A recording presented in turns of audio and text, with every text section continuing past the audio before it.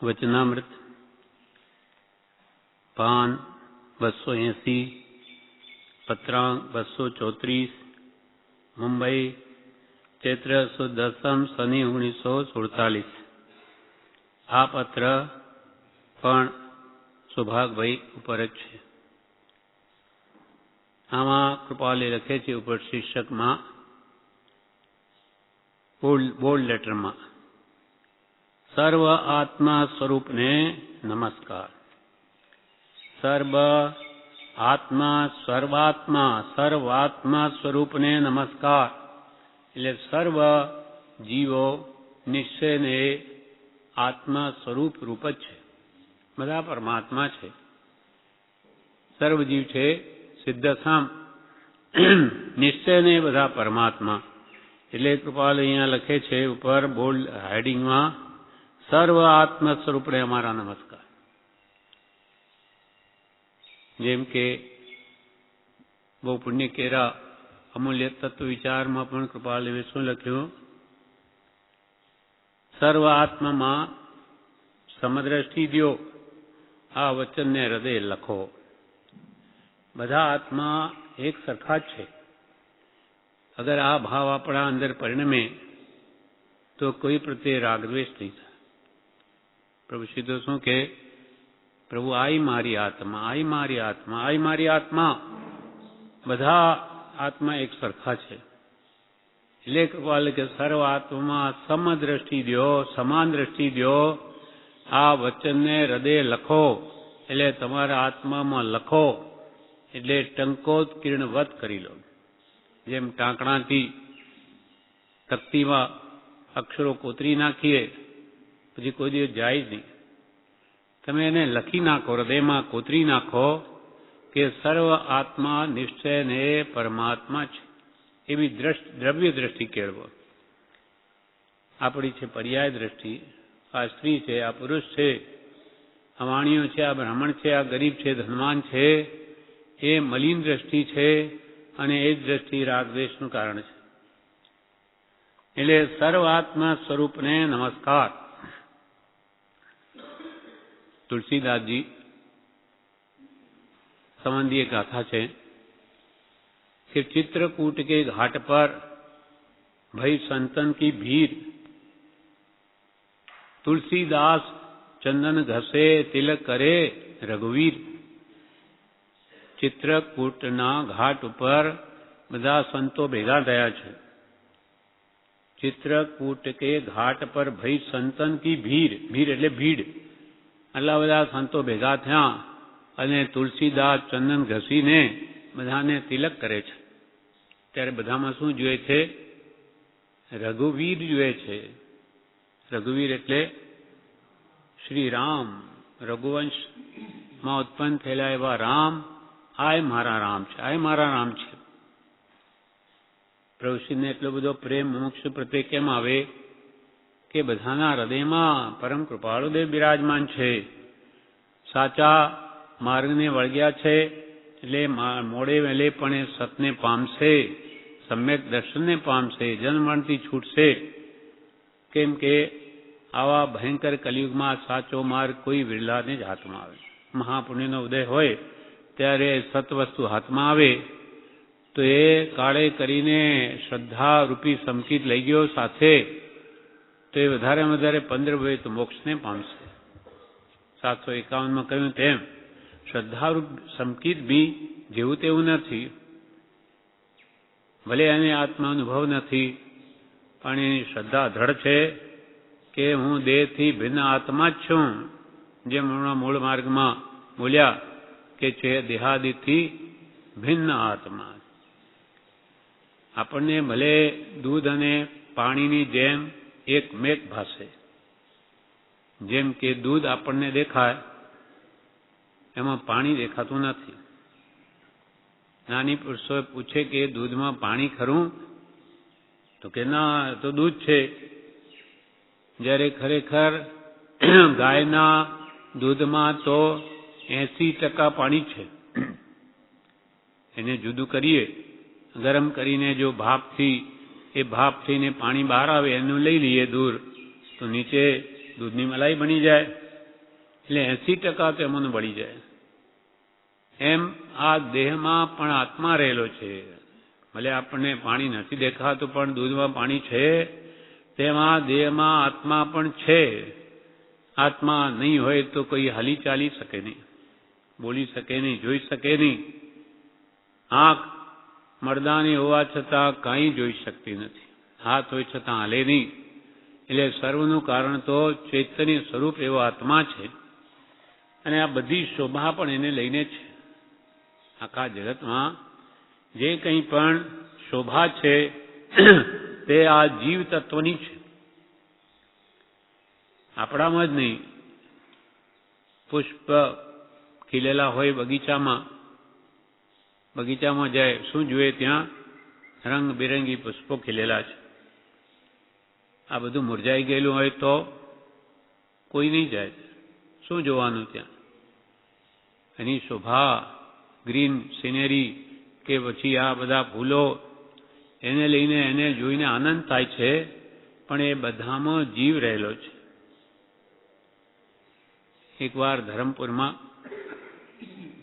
કૃપાલદેવ ધરમપુર રહેલા, રણછોડભાઈ તેના ઘરે રહેલા. તે સ્મશાનમાં એમને એક ઓરડી બાંધી કે ભાઈ આ લોકો બધા ડાઘુ આવે મરદાને બાળવા, તે બેસવા માટે બનાવ્યું. તેમાં પછી એક કે હું નદીના પથ્થરથી હું અહીંયા કંઈક ગોઠવવા માગું છું, તો આપ કહો એમાં શું લખું? ત્યારે કૃપાલદેવે કહ્યું, ભાવના સિદ્ધિ એમ લખો.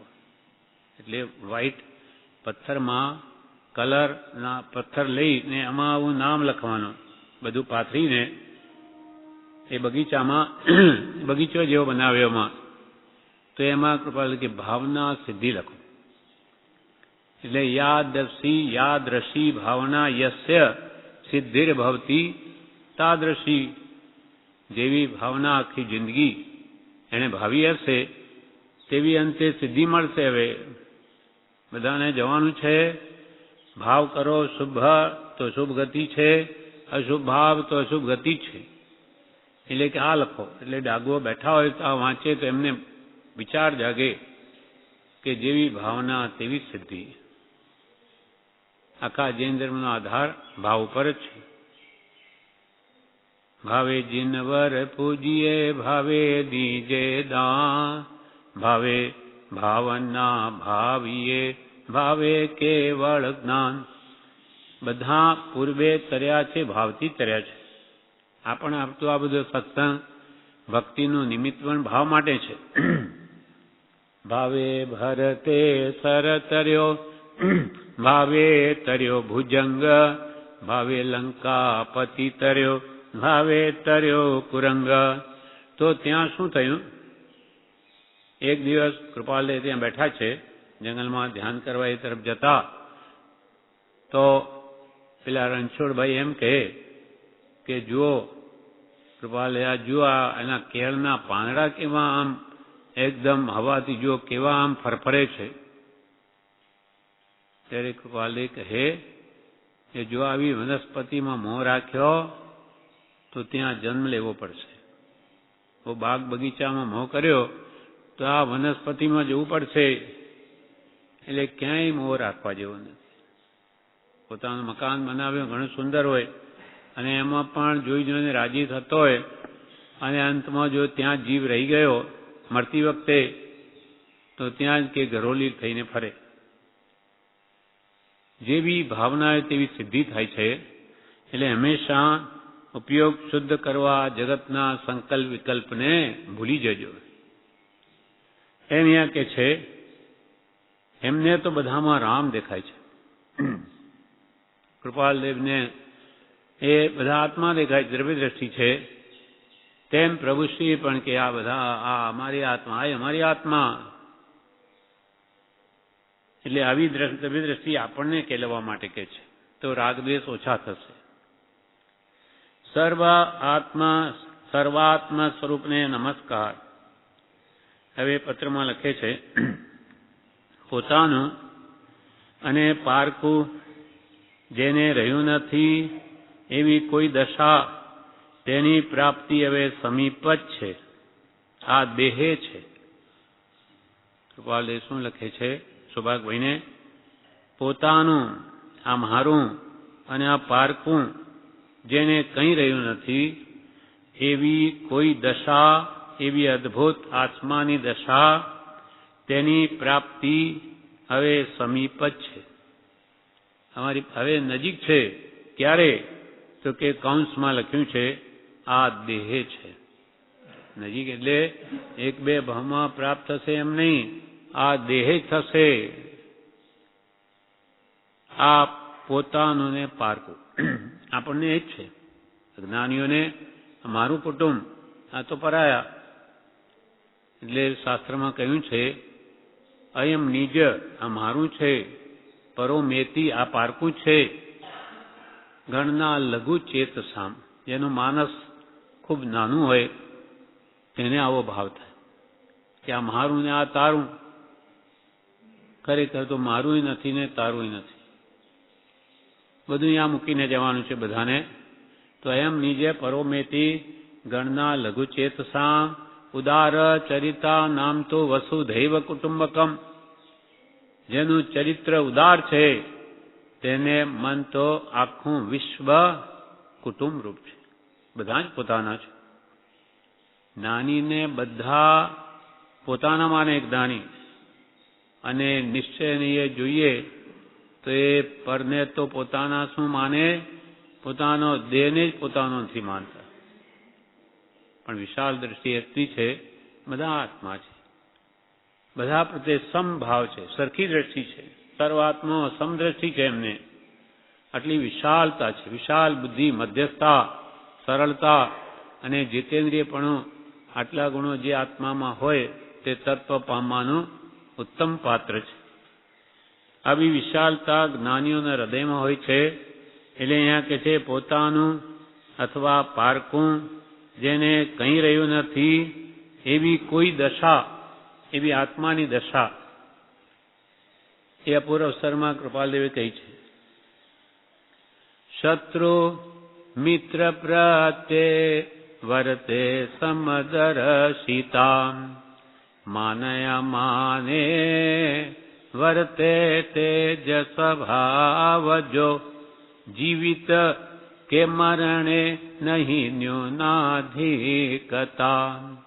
ભવમોક્ષે પણ શુદ્ધ વર્તે સમભાવજો, અપૂર્વ અવસર એવો ક્યારે આવશે. હે ભગવાન, મારો એ પૂર્વે ક્યારે એવો અવસર આવ્યો નથી, ક્યારે આવશે કે જ્યારે મને શત્રુ અને મિત્ર બંને પ્રત્યે સંભાવ.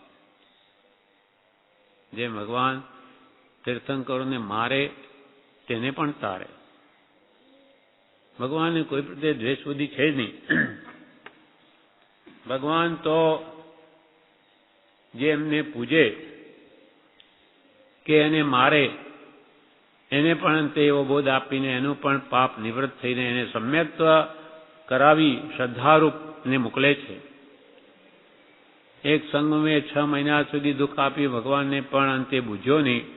એટલે ભગવાનને ઘણું દુઃખ થયું કે અમારી પાસે આવી જાય ને આવીને આ જીવ કોરો જાય છે, અનંત સંસાર વધારીને જાય છે. એટલે ભગવાનના આંખમાં આંસુ આવી ગયા. આટલું દુઃખ આપ્યું છે છતાં કોઈ દુઃખ નથી મનમાં, પણ એને સામાન્ય દયા કેવી કે અમારી પાસે આવીને ખાલી હાથે નહીં, અનંત સંસાર વધારીને જાય છે. એટલે કે ભગવાનના આંખમાં આંસુ આવી ગયા. કેમ કે અભાવી જીવ હતો, તેમાં કંઈ થઈ શકે એમ નહોતું. પાર્શ્વનાથ ભગવાનની સકલાર્થમાં આપણે વાત આવે છે કે કમાટ ભગવાનને ઉપસર કરે છે. ધર્ણેન્દ્ર પદ્માવતી અધ્ધર લે છે, ભગવાનને કંઈ ડૂબી ન જાય ભગવાન. એટલે એને ભગવાન પ્રત્યે પ્રેમ છે, ભક્તિ છે, અને કમટને દ્વેષ ભાવ છે, એમને રાગ ભાવ છે. પણ ભગવાનને તો બે પ્રત્યે સમભાવ છે, શુદ્ધ ભાવ છે. 3 ભાવ છે, ત્રણે ત્યાં દેખાય છે. અશુભ ભાવ કમટ કરે છે, શુભ ભાવ ધર્ણેન્દ્ર અને પદ્માવતી કરે છે, અને ભગવાન પાર્શ્વનાથને તો શુદ્ધ ભાવ છે. શુદ્ધ ભાવનું ફળ મોક્ષ છે. અશુભ ભાવનું ફળ નરકાદિગતિ છે. શુભ ભાવનું ફળ દેવાદિગતિ છે. શુભ કરે ફળ ભોગવે દેવાદિગતિમાં, અશુભ કરે નરકાદિ ફળ. કર્મ રહિતન ક્યાં? કર્મ રહિત થઈ ગયો હોય તો પછી એ સીધો મોક્ષમાં જ હોય. સંસારમાં એ રહે જ નહીં. કર્મના કારણે જ સંસાર છે. કર્મ સંપૂર્ણ મટી ગયા તો સંસારમાં કેમ રહે? જીવ રહી જ ન શકે. આવો શત્રુ મિત્ર પ્રત્યે વર્તે સમદર્શિતા. એવાઓને માન હોય કે અપમાન બધું સમ છે. આનંદગંજીએ પણ શાંતિનાથ ભગવાનના સંબંધમાં લખ્યું છે, માન અપમાન ચિત્ત સમગણે, સમગણે કનક પાષાણ રે, બંધક નિંદક સમગણે, ઈશ્યો હોયે તું જાણ રે, શાંતિ જીન એક મુજવી નથી. માન હો કે અપમાન, જેને બધું સમ. કોઈ તુચકારે ધિકારે તોય કંઈ નથી મનમાં. નાનીઓ તો કેવું વિચારે કે આ સામો જીવ મને જોતો જ નથી તો મને શું મારું અપમાન કરી શકે? અને મને જે ખરે જોનારા છે તે તો કોઈનું અપમાન કરતા જ નથી. મને જે દેખનારા તે શત્રુ મિત્ર ન થાય કો. મને ના દેખતા લોકો, પૂજ્યપાદ સ્વામી લખે છે, મને ના દેખતા લોકો શત્રુ મિત્ર ન થાય કો. હું આત્મા છું. નાની શું માને? આત્માને પોતાનું સ્વરૂપ માને તો કે આ મને તો જોતા જ નથી લોકો, આ તો આ શરીરને જુએ, અને શરીર તો મારું છે નહીં. એ મને ના દેખતા લોકો તો શત્રુ મિત્ર ન થાય કો. તો આ મારા શત્રુ છે, મારા મિત્ર છે, કેવી રીતે હોઈ શકે? મને દેખતા જ નથી. અને મને જે દેખનારા નાની પુરુષો, એની આત્મદ્રષ્ટિ છે, એ કોઈના શત્રુ કે મિત્ર થતા જ નથી. તો પછી મારે હર્ષો ક્યાં કરવાનો રહ્યો? એટલે માન અપમાન ચિત્ત સમગણે, સમગણે કનક પાષાણ. કનક એટલે સોનું, પાષાણ એટલે પથ્થર. કૃપાલદેવ પોતે આ વાત કરી પોતા માટે કે આખું જગત સોનાનું થાય, આખું જગત, તો પણ અમને તો તૃણવત છે, તણખલા બરાબર છે. કૃપાલદેવનું કોઈ મહાત્મ્ય નથી. એક પૂતગલ છે, આ એ પૂતગલ શું ફરક? પથ્થરને આમાં એની અછતને લીધે અને લોકોની ત્યાં આવી ભાવના કલ્પના થઈ અને એનું મહાત્મ્ય વધાર્યું. બાકી આ માટી ના માટી, બે માટી જ છે, બે માટીમાંથી નીકળે. કનક પાષાણ ચિત્ત સમગણે, ઈચ્છ્યો હોય તું જાણ રે. આનંદગંજી કહે છે કે એવા સંભાવનો તું જાણકાર થા. જીવિત કે મરણે નહીં ન્યૂનાધિકતા. જીવવાનું જ બાકી હોય તોય ના નથી. નાનીઓને મરણ હમણાં આવી જાય તોય એને દુઃખ નથી. દશા છે આત્માની, કંઈ અને કંઈ લાગતું જ નથી. કેમ? તો કે આત્માને મરણ માનતા જ નથી. અમને મરણ છે જ નહીં તો ભય શાનો? નમે મૃત્યુ કુતો ભીતિ. મને મરણ જ નથી તો મને ભય શાનો? એ જ્ઞાનીઓને અંતરમાં એવું ઉતરેલું છે, એટલે એનું બધું સમ છે. જીવિત મરણે નહીં ન્યૂનાધિકતા, ભવ મોક્ષે પણ શુદ્ધ વર્તે સંભાવ.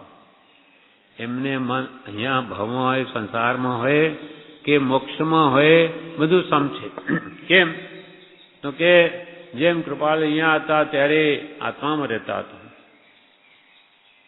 તો શુદ્ધ આત્મા એ આ દેહમાં રહેલો હોય તોય શું, અને મોક્ષમાં હોય તો શું?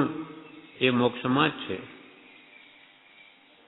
એટલે કે અમે પરમાત્મા સ્વરૂપ થયા છીએ અને આ અમે દેહધારી છીએ કે કેમ, તે પણ સંભાળીએ ત્યારે માંડ જાણીએ. આવી આત્માકાર જેની સ્થિતિ છે તો એ કહે છે પોતાનું અથવા પારકું જેને કહી રહ્યું નથી એવી કોઈ દશા આત્માની તેની પ્રાપ્તિ હવે સમીપ જ છે. આ દેહ છે અને તેને લીધે પરેચ્છાથી વર્તીએ છીએ. પરેચ્છાથી વર્તીએ છીએ, સ્વેચ્છાથી નહીં. કર્તૃત્વ બુદ્ધિ જ નથી કે અમારે કરવું છે, કરતા ભાવ જ નથી. જેવો ઉદય આવે તેમ વર્તે છે. વિચરે ઉદય પ્રયોગ. આ સારું છે, ખોટું છે, હવે મારે આ કરવું છે, નથી કરવું, કાંઈ આવું રાખ્યું નથી. જેમ પ્રારબ્ધ ઉદયમાં આવે તેમ જ્ઞાતા દ્રષ્ટાપણે વર્તે છે. એટલે અને તેને લીધે એવી દશા અમારી ગઈ છે એટલે અમે પર ઈચ્છાથી વર્તીએ છીએ, સ્વેચ્છાથી નહીં. પર ઈચ્છા એટલે પ્રારબ્ધ પ્રમાણે જેમ પ્રારબ્ધ ઉદયમાં આવે તેમ વર્તીએ છીએ. પૂર્વે જે વિદ્યા, બોધ, જ્ઞાન, ક્રિયાની પ્રાપ્તિ થઈ છે તે સગળા આ દેહે જ વિસ્મરણ કરી નિર્વિકલ્પ થયા વિના છૂટકો નથી. કપાલ કે પૂર્વે જે કંઈ પણ અમે વિદ્યા શીખ્યા, જ્યોતિષ વિદ્યા કે વડે અવધાનની કળા, પૂર્વે જે વિદ્યા કે બોધ કે અમે સમજ મેળવી કોઈ પણ વિષય સંબંધીની, કે જ્ઞાન, અનેક શાસ્ત્રોનું જ્ઞાન, કે અનેક ક્રિયાઓ કરી, પૂર્વે જે વિદ્યા, બોધ, જ્ઞાન, ક્રિયાની પ્રાપ્તિ થઈ ગઈ છે તે સઘળા આ દેહે જ વિસ્મરણ કરી નિર્વિકલ્પ થયા વિના છૂટકો નથી. બધું ભૂલી જવું પડશે. કેમ કે ગમે તે જપ, કૃપાલ, ગમે તે જપ તપ શાસ્ત્રાધ્યયન, ગમે તે જપ તપ ક્રિયા કે શાસ્ત્ર અધ્યયન કરીને પણ એક જ કાર્ય સિદ્ધ કરવાનું છે, તે એ કે જગતની વિસ્મૃતિ કરવી અને સતના ચરણમાં રહેવું, આત્મ સ્વરૂપમાં લીન રહેવું, જગતને ભૂલી જવું. તેમાં અનંત સુખ છે. એટલે અમે જે પૂર્વે વિદ્યા, જ્ઞાન જે કંઈ મેળવ્યું છે એ બધું આ દેહ જ ભૂલી ગયા વગર છૂટકો થવાનો નથી. નિર્વિકલ્પ દશા આવશે નહીં. વાલી એક ઠેકાણે એમ કહ્યું કે અમે અંગ્રેજી ભણ્યા નહીં તો વિકલ્પો વધત, એટલા વિકલ્પો ઓછા. જેટલી કળા આપણી પાસે હોય એટલા એને વધારે વિકલ્પ થાય. જેમ કે કોઈ મૂર્તિ કલા, ચિત્રકલા જાણતો હોય તો એ કૃપાલને ફોટો જોશે, આમાં ખામી છે, આ બરોબર નથી, ચિત્રકારે બરોબર નથી દોર્યું. મૂર્તિની કલા એ કંઈક જાણતો હોય તો આને શું મોઢું બનાવે, આવું હોય કંઈ. જે કલા ખબર ન હોય ને તો કે આ ભગવાન છે, ગમે તે આકાર હોય, આ પરમાત્મા છે, એને આવા વિકલ્પો જ ન ઉઠે. એટલે જેટલી કળાઓ વિશેષ માણસમાં હોય, લૌકિક દ્રષ્ટિએ ભલે એ મહાન ગણાય, પરમાર્થ દ્રષ્ટિએ તો બધું ભૂલવું પડશે. કેમ કે આત્મા તો અરૂપી છે, નિર્વિકલ્પ છે. વિકલ્પ એ જ બંધન છે, વિકલ્પ એ જ દુઃખ છે.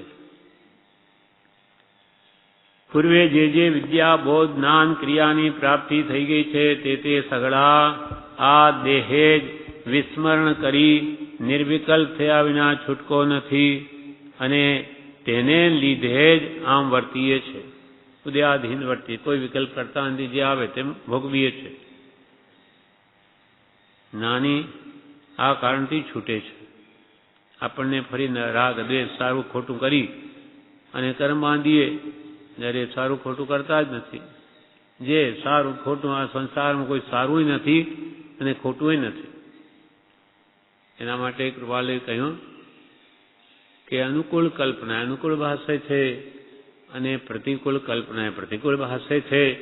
અને બંને કલ્પના કરવાની જ્ઞાની પુરુષોએ ના કહી છે. એકની એક વસ્તુ એકને ભાવે ને એકને નહીં ભાવે. એકનો એક કલર હોય ને એકને ગમે ને એકને નહીં ગમે. અને એકનું એક શાક હોય, આજે નહીં ગમે ને બધી અમુક વર્ષો પછી કે હવે તો મને બહુ ભાવે. તો વસ્તુ ખરાબ છે કે તારી કલ્પના ખરાબ છે? 4 કલર હોય આપણે કપડું લેવા ગઈએ તો એમાં કલર લાઇટ હોય, ડાર્ક હોય. કોઈને તો લાઇટ કલર ગમે અને કોઈ બહુ ડાર્ક ગમે. તો ડાર્ક કલર જો બહુ સારો હોય તો બધાને ગમવા જોઈએ, અથવા લાઇટ સારો હોય તો બધાને ગમવા જોઈએ. એકને આમ ને એકને આમ કેમ? એટલે કોઈ સારું નથી, ખોટું નથી. જેમ છે તેમ છે. આપણી જેવી કલ્પના, જેવી સુખ બુદ્ધિ એમાં કરી તેને માટે તે સારું, અને દુઃખ બુદ્ધિ કરી એને માટે ખોટું. જેમ કે સુખ દુઃખ છે, આપણને દુઃખ અપ્રિય છે. સર્વ પ્રાણી સુખને છે, દુઃખ સર્વને અપ્રિય છે. જ્યારે ભગવાનને તો દુઃખ પ્રિય છે. ભગવાન મહાવીરને અહીંયા કોઈ દુઃખ આપતું નથી. એટલે પછી શું કરે કે મારા કર્મ કેમ ઝરે? એટલે જાય અનાર દેશમાં, ત્યાં પછી કોઈ ઓળખે નહીં, મારે, કૂટે, જેમ કંઈક શિકારી કૂતરા છોડે એટલે ભગવાનને આનંદ થાય. હવે સરસ. આપણને એવું થાય? નહીં થાય. તો કે તમે માગીને દુઃખ તો નહીં લઈ શકો, પણ તમારા બાંધેલા કર્મના ઉદય જે દુઃખ આવે એ તો ક્ષમતાએ સહન કરો. ભગવાનની જેમ નહીં માગી શકો તો આટલું તો કરો, તો નવા નહીં બંધાય. એટલે કૃપાલ કે આ બધું ભૂલવું પડશે.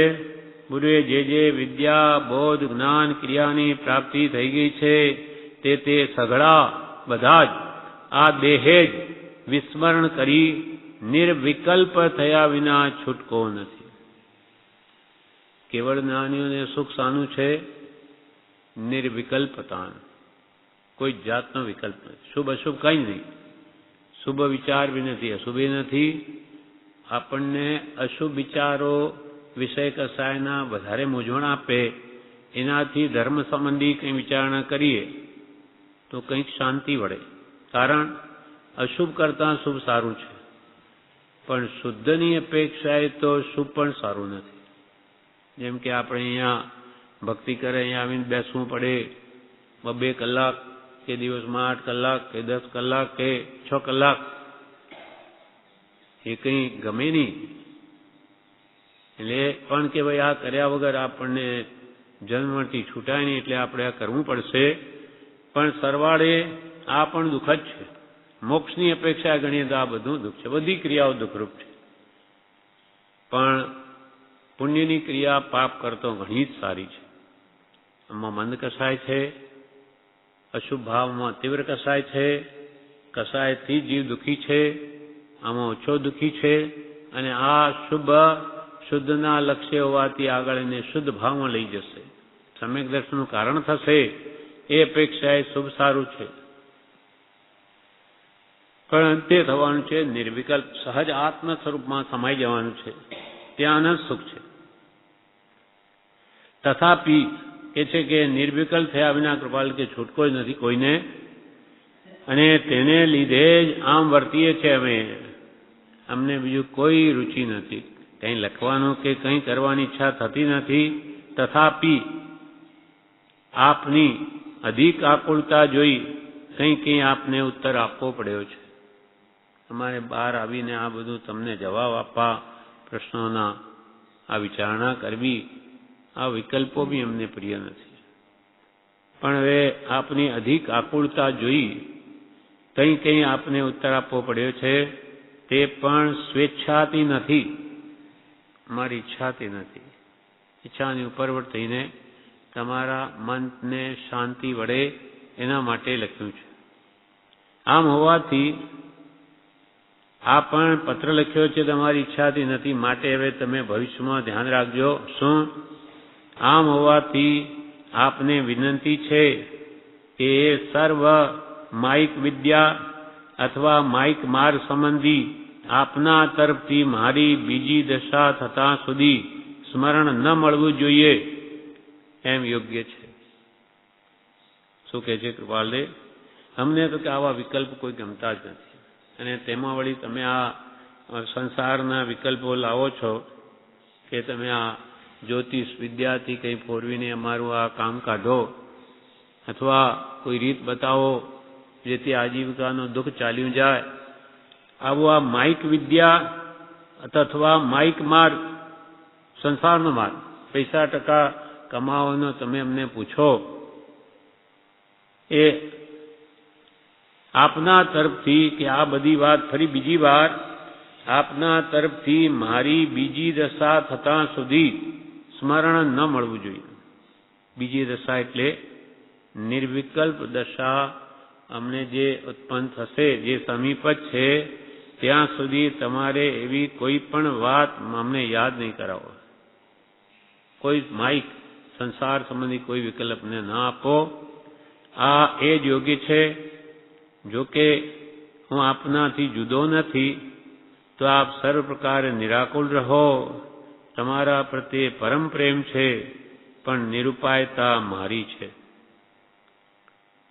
હું કે તમારાથી કંઈ જુદો નથી, તમારા પ્રત્યે એટલો જ પ્રેમ છે, કેમ કે તમે પણ આરાધક જીવ છો, મોક્ષ પ્રાપ્તિના ઈચ્છુ છો, મોક્ષના.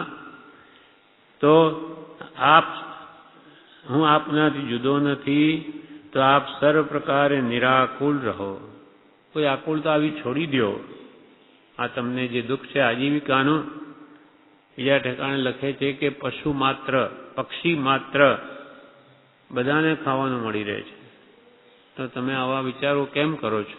મારા કુટુંબનું શું થશે એ બધું ભૂલી જાઓ. તમારા પ્રત્યે પરમ પ્રેમ છે, કેમ કે તમે સાચા આરાધક જીવ છો, પણ નિરુપાયતા મારી છે. એટલે આ કાર્યમાં હું કંઈ જ્યોતિષ કે બીજા કોઈ પણ પ્રકારે તમને હું આ વેપાર આદિમાં કે મદદ કરી શકું નહીં, લબ્ધિ સિદ્ધિઓ વડે પણ નહીં. કેમ કે અમે પણ આ રીતથી લબ્ધિ સિદ્ધિથી અમારા પોતાને માટે અમે મેળવતા જ નથી. તો પછી બીજાને માટે કેમ કરીએ? પોતે પણ ગાયો તો લબ્ધિ સિદ્ધિઓ છે, બધું મેળવી લે અને ભક્તિ ભજન જ કરીએ, પણ નહીં, આ રીત જ નથી. એ કરવા જાય તો એની દ્રષ્ટિ પૈસાનું મહાત્મ્ય વધી જાય, એને આત્મા જ ભૂલી જાય, એવી આ વસ્તુ છે. એના માટે આ પત્ર પૂરો થયો, પણ આના સંબંધમાં 314 પાન ઉપર કૃપાલ એક બીજા પત્રમાં લખે છે,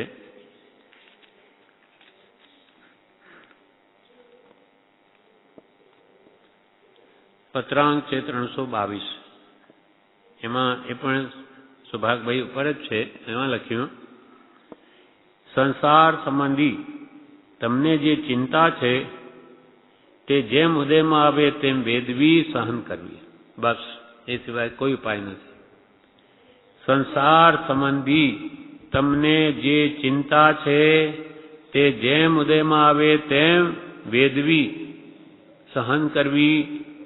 એ ચિંતા થવાનું કારણ એવું કોઈ કર્મ નથી કે જે ટાળવા માટે નાની પુરુષને પ્રવૃત્તિ કરતા બાદ ન આવે. એવું કોઈ બીજું કાર્ય નથી કે તમારી આ ચિંતા જ્ઞાની ટાળે અને એમને જ્ઞાનને બાધ ન આવે.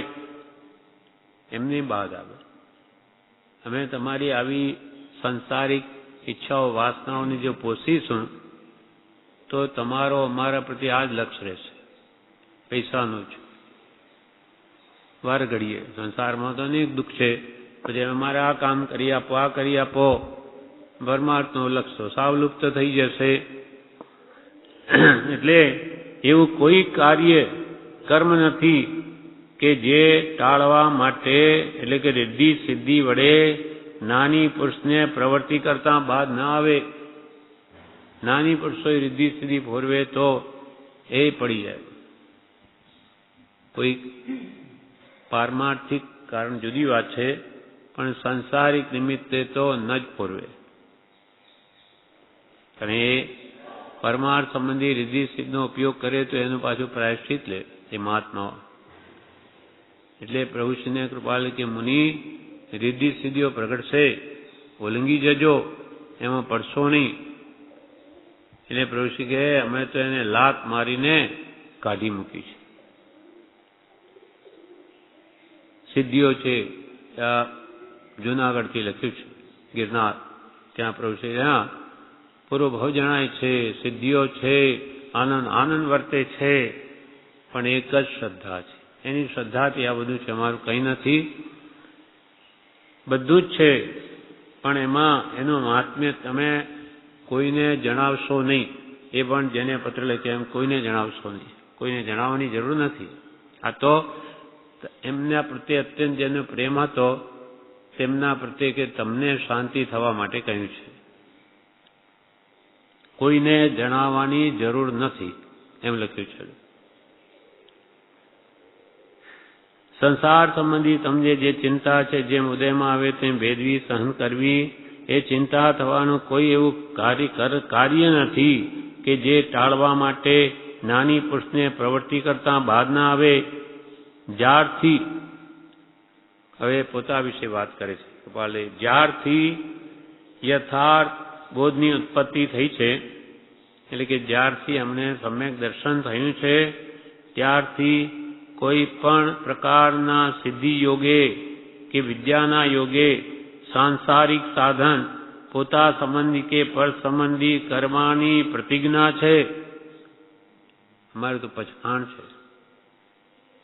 જ્યારથી સમ્યક દર્શન થયું ત્યારથી લગાવીને કોઈ પણ પ્રકારના સિદ્ધિ યોગ કે વિદ્યા આદિ, જ્યોતિષ આદિ કોઈ પણ વિદ્યા આદિ ને સંસારિક સાધન પોતા સંબંધી કરવા કે પર સંબંધી કરવાની પ્રતિજ્ઞા છે. અમારા માટે બી નહીં એનો ઉપયોગ.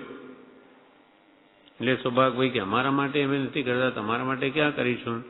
અમે બે એક જ છીએ, પણ આ રીત જ નથી. અને એ પ્રતિજ્ઞામાં અમે એવી પ્રતિજ્ઞા લીધી છે, સ્વની નહીં પરનું નહીં, એ સાધન પોતા સંબંધી કે પર સંબંધી કરવાની પ્રતિજ્ઞા છે. અને એ પ્રતિજ્ઞામાં એક પળ પણ મંદપણું આવ્યું હોય એમ હજુ સુધીમાં થયું છે એમ સાંભળતું નથી.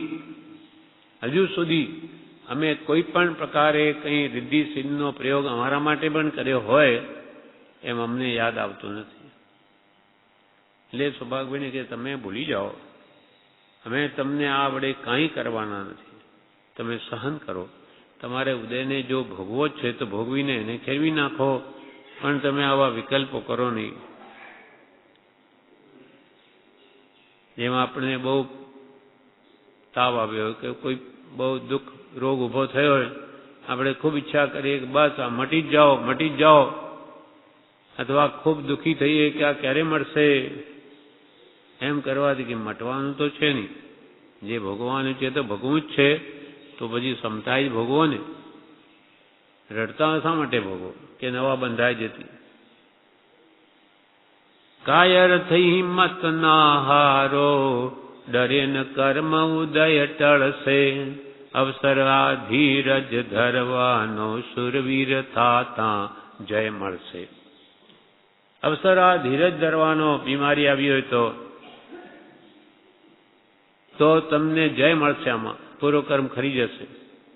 પણ રડીને દિવસ કાઢશો તો, રુદન કરી તરફડશો તો પણ ક્રૂર કર્મ નહીં દયા ધરે, આર્ત ધ્યાન કરી દુર્ગતિ કાજે, કર્મ કમાણી કોણ કરે.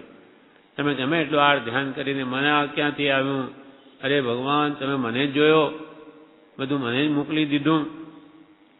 આવા ગમે એટલે આર ધ્યાન કરવાથી કંઈ વળે નહીં. રુદન કરી તરફડશો તો પણ ક્રૂર એવા કર્મો કંઈ તમારા પર દયા નહીં ધરે. તમે બાંધતા, તમે ભૂલ કરી છે, હવે બાંધ્યું તો હવે ભોગવો, અને ભોગવીને ક્ષમતાએ ભોગવો તો જ નિર્જરે. આમાં આર્ત ધ્યાન કરો તો ફરી નવા બંધાય. આર્ત ધ્યાન કરી દુર્ગતિ કાજે, કર્મ કમાણી કોણ કરે. સાચો વિચારવાન તો કેમ નવા બંધાશે, એ મારે હવે ભૂલ થઈ નથી કરવી. એમ સૌભાગભાઈને કહે છે કે જે તમે આવીને ક્ષમતાએ સહન કરો, આ વારંવાર આવા વિકલ્પો મૂકી દો. એ પ્રતિજ્ઞામાં અમને એક પળ પણ મંદપણું આવ્યું એમ હજુ સુધીમાં થયું છે એમ સાંભળતું નથી. તમારી ચિંતા જાણીએ છીએ અમે તે ચિંતાનો કોઈ અને તે ચિંતાનો કોઈ પણ ભાગ જેટલો બને તેટલો વેદવાય છીએ, પણ એમ તો કોઈ કાળે બન્યું નથી, તે કેમ બને? અમે તમારું કે દુઃખ વેદવાય છે જ ભલે, પણ તમારું તો અમારેથી વેદાય નહીં. એ તો કોઈ કાળે બન્યું તો હમણાં કેમ બને? તમારી ચિંતાનો કોઈ પણ ભાગ જેટલો બને તેટલો વેદવાય છીએ છે. ભાઈ અમે વેજીએ, તમારી ચિંતા અમે કરીએ, તમારું દુઃખ મટી જતો તેમ કરીએ, પણ એમ તો કોઈ કાળે બન્યું નથી, તે કેમ બને? અમને પણ ઉદયકાળ એવો વર્તે છે કે હાલ રિદ્ધિયોગ હાથમાં નથી. અમારો હમણાં ઉદય એવો છે કે અમારે રિદ્ધિયોગ હાથમાં નથી. એટલે કોઈ પણ રીતે તમે અમારા પ્રત્યેની આશા ઈચ્છા ભૂલી જાઓ. પ્રાણી માત્ર પ્રાય આહાર પાણી પામી રહે છે, તો તમ જેવા પ્રાણીના કુટુંબને માટે તેથી વિપરીત પરિણામ આવે. આખી દુનિયામાં બધા પશુ પક્ષીઓ બધા પેટ ભરે છે અને તમારું કુટુંબ જ ભૂખે મરી જાય, એ બને નહીં. પ્રાણી માત્ર પ્રત્યે આહાર પાણી પામી રહે છે, તો તમ જેવા પ્રાણીના કુટુંબને માટે તેથી વિપરીત એટલે જુદું પરિણામ આવે એવું જે ધારવું તે યોગ્ય જ નથી. કુટુંબની લાજ વારંવાર આડી આવી જે આકુળતા આપે છે, તે ગમે તો રાખીએ અને ગમે તો ન રાખીએ, તે બંને સરખું છે. તમે કુટુંબની લાજ માટે ગમે તેટલી આકુળતા હૃદયમાં રાખો કે નહીં રાખો, બે સરખું છે. તો જે થવાનું છે એ જ થશે. કુટુંબની લાજ વારંવાર આડી આવી જે આકુળતા આપે છે, તે ગમે તો રાખીએ અને ગમે તો ન રાખીએ, તે બંને સરખું છે. કેમ કે જેમાં પોતાનું નિરુપાયપણું રહ્યું તેમાં તો જે થાય તે યોગ્ય જ માનવું, એ દ્રષ્ટિ સમ્યક છે. એટલે જ્યાં આપણું બળ જ ચાલવાનું નથી, આપણે કંઈ કરી શકવાના જ નથી, તો પછી ત્યાં તો સંભાવ રાખો, બસ જોયા કરવું, બસ એ જ યોગી છે. જેમાં પોતાનું જેમાં પોતાનું નિરુપાયપણું રહ્યું તેમાં તો જે થાય તે યોગ્ય જ માનવું, એવી દ્રષ્ટિ સમ્યક છે. જે લાગ્યું તે જણાવ્યું છે. અમને જે લાગ્યું મનમાં તે જણાવ્યું છે. ફરી 441 પાન ઉપર આના વિશે વાત કરે છે.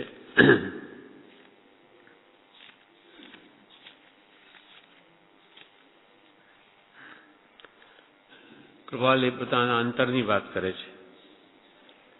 મારું અંતરનું અંગ, અંદરની ભાવના, મારું અંતરનું અંગ એવું છે કે પરમાર્થ પ્રસંગથી કોઈ મુમુક્ષુ જીવને મારો પ્રસંગ થાય તો જરૂર તેને મારા પ્રત્યે પરમાર્થના હેતુની ઈચ્છા રહે તો જ તેનું શ્રેય થાય.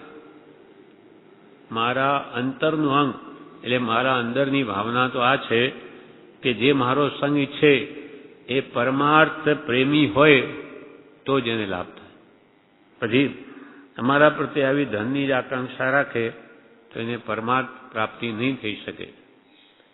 મારું અંતરનું અંગ એવું છે કે પરમાર્થ પ્રસંગથી કોઈ મુમુક્ષુ જીવને મારો પ્રસંગ થાય પરમાર્થ નિમિત્તે તો જરૂર તેને મારા પ્રત્યે પરમાર્થના હેતુની જ ઈચ્છા રહે, પરમાર્થ પામવાની, તો જ તેનું શ્રેય થાય, તો જ તેનું કલ્યાણ થાય. પણ દ્રવ્યાદિ કારણની કંઈ પણ વાંછા રહે, દ્રવ્ય એટલે ધન આદિ, અમારા પ્રત્યેથી ધનાદિની જો ઈચ્છા રહે, પણ દ્રવ્યાદિ કારણની કંઈ પણ વાંછા રહે અથવા તેવા વ્યવસાયનું મને તેનાથી જણાવવું થાય કે કોઈ વેપાર બતાવો એવું, તો પછી અનુક્રમે તે જીવ મલિન વાસનાને પામી મુમુક્ષુતાનો નાશ કરે એમ મને નિશ્ચય રહે છે. તમે જો આ પૈસાની જ મારા પ્રત્યે આવી ભાવના રાખશો તો તમે મુમુક્ષુતા ખોઈ બેસશો. તમારી મોક્ષે જવાની વાત નીકળી જશે અને આ માયામાં જ તમને મોહ લાગશે કે બસ આ માંગો એમની પાસે સિદ્ધિ થાય અને જેમ જેમ લાભ થતો જાય તેમ તેમ લોભની વૃદ્ધિ થતી જાય છે. તો પછી અનુક્રમે તેજી મલિન વાસનાને પામી મુમુક્ષુતાનો નાશ કરે.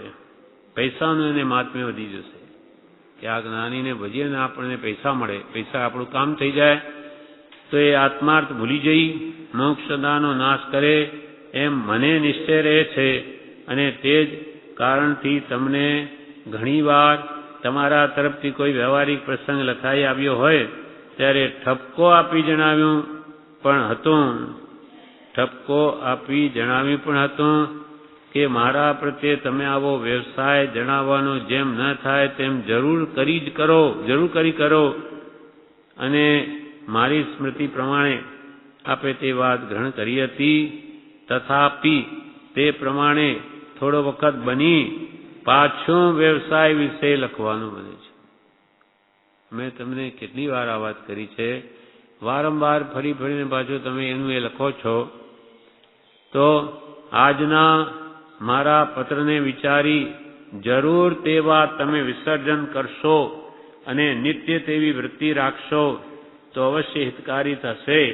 અને મારી અંતરવૃત્તિને અવશ્ય ઉલ્લાસનું કારણ આપ્યું છે એમ મને થશે. હમણાંથી પણ તમે આ કરો તો કે આમાં તમારું કલ્યાણ છે.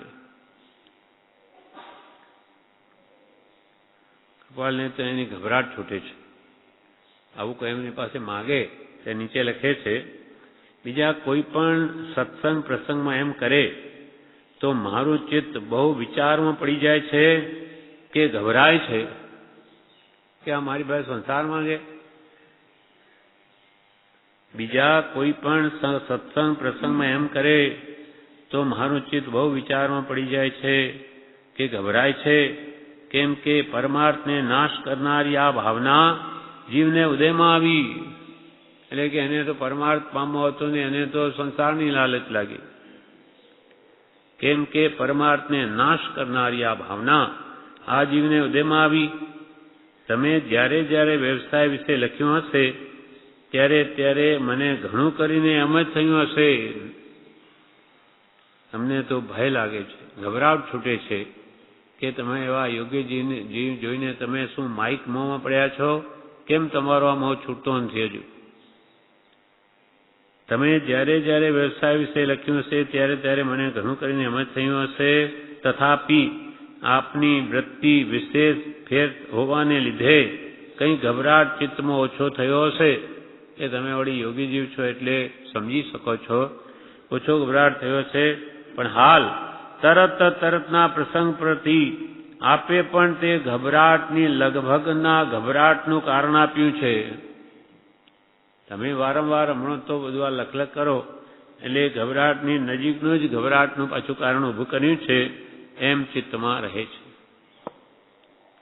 એમ જ્ઞાની પુરુષો પાસે કદી પણ સંસારની કામના કરવી નહીં, માત્ર મોક્ષ અભિલાષ. સત્પુરુષ પાસે જે છે માગવું, બીજું કઈ કામના નહીં કરવી. એટલે અહીંયા કહ્યું પત્રાંક 234માં એ સર્વ માઇક વિદ્યા અથવા માઇક માર્ગ સંબંધી આપના તરફથી મારી બીજી દશા સુધી સ્મરણ ન મળવું જોઈએ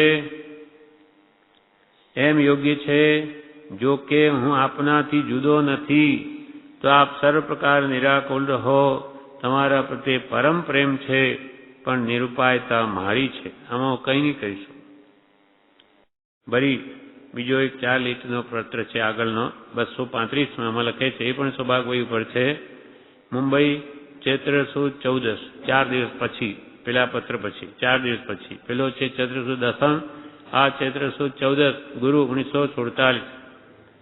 વિગતવાર પત્રથી એક થોડો ભાગ બાદ કરતા બાકીનો ભાગ પરમાનંદનો નિમિત્ત થયો હતો. જે થોડો ભાગ બાધ કરતા રૂપ છે તે ઈશ્વરાનુગ્રહે આપના હૃદયથી વિસ્મૃત થશે એવી આશા રહ્યા કરે છે. સૌભાભાઈને એ પત્રની અસર થઈ, પાછો જવાબ લખ્યો તો કે છે કે તમારા પત્રનો ઘણો થોડો ભાગ બાદ કરી દઈએ, એમાં હજુ ગંધ છે સંસારિક ઈચ્છાની. બાકીનો ભાગ અમને પરમાનંદનો નિમિત્ત થયો હતો. જે થોડો ભાગ બાધ કરતા રૂપ છે તે ઈશ્વરાનુગ્રહે ઈશ્વરની કૃપાથી આપના હૃદયથી એ પણ વિસ્મૃત થશે એમ આશા રહે છે. એ થોડો ભાગ જો તમારામાં જે પણ નીકળી જશે એમ લાગે છે. નાનીની પરિપક્વ અવસ્થા દશા થઈ સર્વ પ્રકારે રાગ દ્વેષની નિવૃત્તિ હોય એમ અમારી માન્યતા છે. તથાપિ એમાં પણ કંઈ સમજવા જેવું છે એ ખરું છે. પ્રસંગે એ વિશેષ લખીશ.